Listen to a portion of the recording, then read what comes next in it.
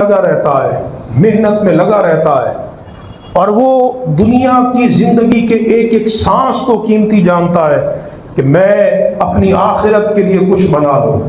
لیکن ایک بندہ ایک مہینے کا سفر کرے تو اس مہینے کے سفر کے لیے اسے کتنا سامان درکار ہوگا، 6 ماہ کے سفر کے لیے جائے اسے کتنا سامان درکار ہوگا۔ کبھی آپ نے سوچا کہ ایک لامحدود سفر آنا ہے، ایک لامتناہی سفر آنا ہے، وہ ایسا سفر ہے جس سے واپس پلٹ کے کوئی دنیا میں نہیں آتا، تو اس کے لیے ہمیں کتنا سامان درکار ہوگا۔ اللہ سبحان اللہ۔ اور وہ کتنا نادان ہوگا کہ جو اس سفر کے لیے کوئی سامان کی تیاری نہیں کرتا، کتنا نادان ہوگا۔ اور وہ کتنا عقل مند ہوگا جو اپنی آخرت کی بنانے میں کی فکر میں لگا رہتا ہے۔ میرے کریم نبی علیہ السلام سے پوچھا گیا، حدیث صحیح میں آتا ہے، یا رسول اللہ صلی اللہ علیہ وسلم، حضور یہ فرمائیے کہ ای المؤمنین اکیس، حضور یہ فرمائیے سب سے بڑا عقل مند مومن کون ہے؟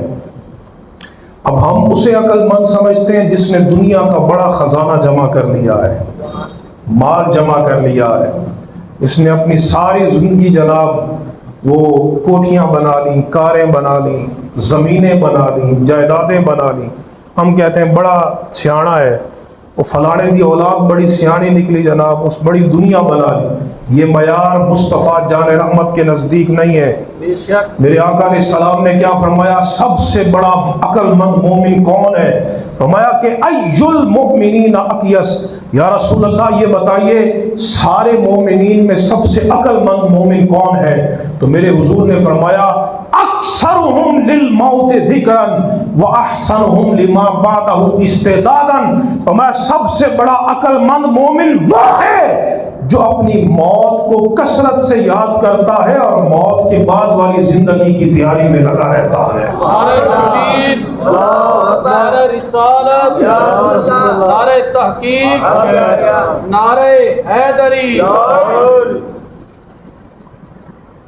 جو اپنی موت کو کثرت سے یاد کرتا ہے۔ موت کو کثرت سے یاد کرنا کیا ہے؟ جنازے تو تم دیکھتے ہو، آئے روز دیکھتے ہو، کبھی اس پر دیکھو کہ میت کس طرح تختہ غسل پہ پڑی ہے۔ یہ وقت تمہارے اوپر بھی آنا ہے، تمہارا مال تمہیں نہیں بچا پائے گا، تمہارے رشتہ دار تمہیں نہیں بچا پائیں گے،